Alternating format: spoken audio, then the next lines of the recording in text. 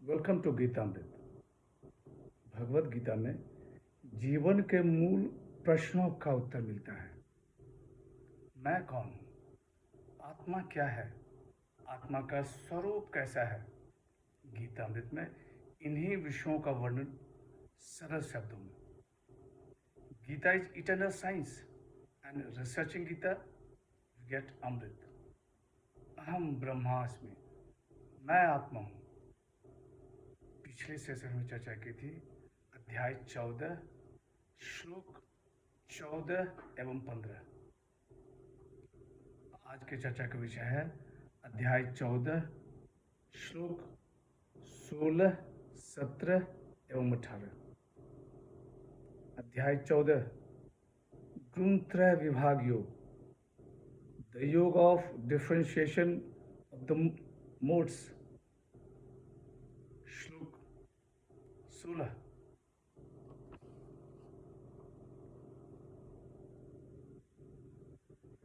कर्मणः सुकृत स्याहु सात्विकम निर्मलम फलम रजस्तु फलम दुखम अज्ञानम तमसः फलम। श्री भगवान watch.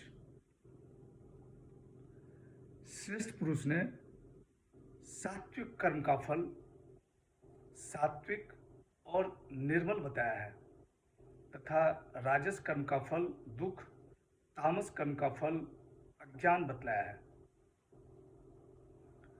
The blessed Lord said, the fruit of good action is said to be of the nature of goodness and pure, while the fruit of passion is pain, the fruit of dullness is ignorance.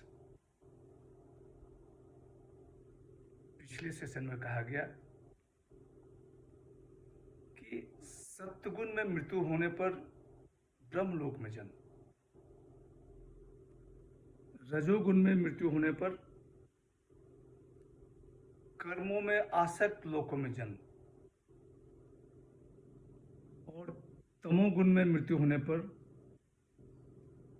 पशु पक्षी योनियों में जन्म। ऐसी गति क्यों होती है वह इस श्लोक में बताया जा रहा है। भगवान श्री कृष्ण कहते हैं कि श्रेष्ठ पुरुष ने सात्विक कर्म का फल सात्विक और निर्मल बतलाया है तथा राजस कर्म का फल दुख, तामस कर्म का फल अज्ञान बतलाया है। लोभ, इच्छा ये सब दुख ही पहुंचाते हैं।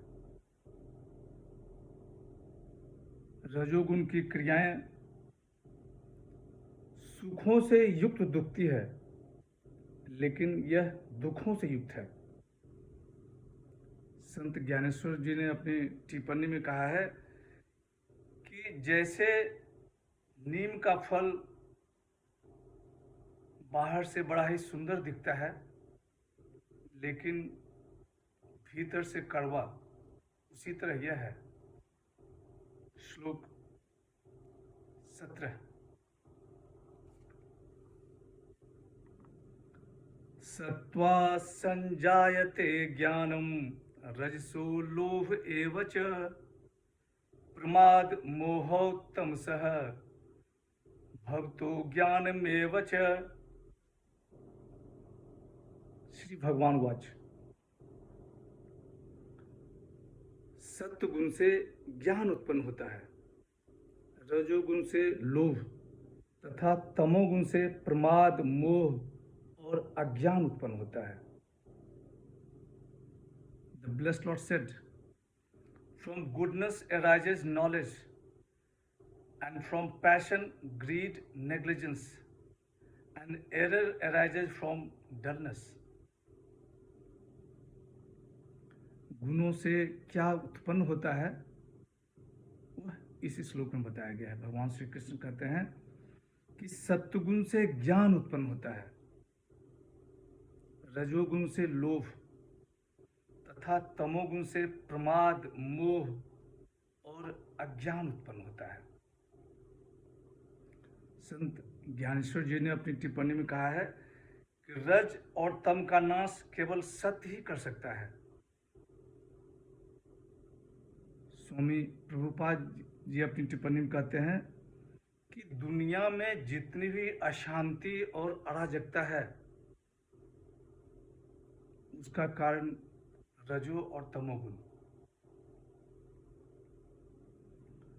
सत्य ही जीवात्मा को ज्ञान की ओर ले जाता है। मनुष्य को यदि सत्य बढ़ाना है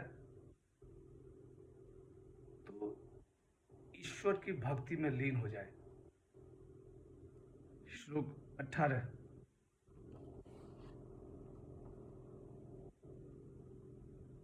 उधर्वं गच्छन्ति सत्त्वस्था मध्ये तिष्ठन्ति राजसाः जघन्य गुण वृत्तिस्था अधो गच्छन्ति तामसाः। श्री भगवान वाच। सत्य गुण में स्थित मनुष्य उच्च लोकों में जाते हैं। रजोगुण में स्थित मनुष्य मृत्यु लोक में जन्म लेते हैं और तमोगुण की वृत्ति में स्थित मनुष्य अधोगति को प्राप्त होते हैं।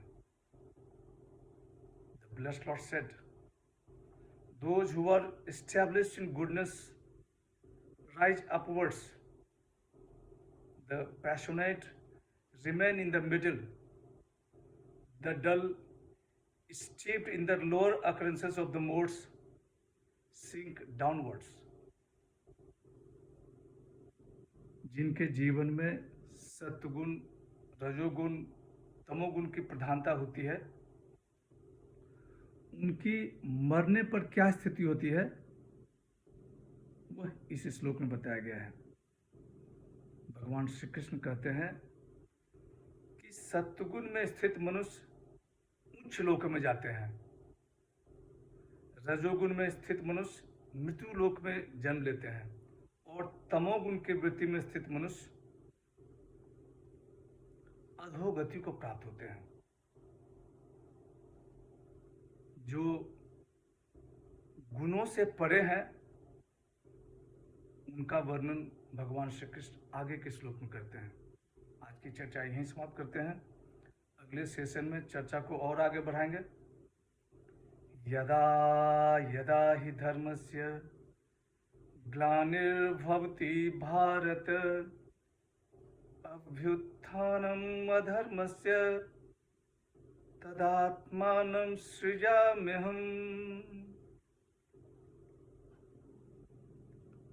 हरे कृष्ण।